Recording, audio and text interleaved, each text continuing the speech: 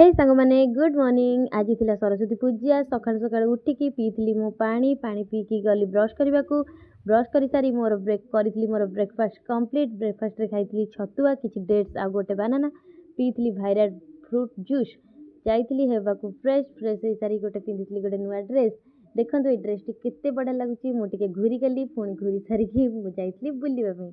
तो चलतु देखा ये पाखे मोर जी बसी से हूँ मोर फ्रेंड पुणी मोर गोटे भौणी। आम खाइलु मिसिकी दहीबरा आलुदम खाई सारी पुणी जाइलु आम बुलवाई महाविनायक मंदिर जोटा कि अच्छी चंडीखोल। बाइक रे आम जाइलु बहुत बाट मेन रोड आमको बहुत प्रोब्लेम होता। पुणी पहुँचु पहुँचु बहुत लेट हो जाता।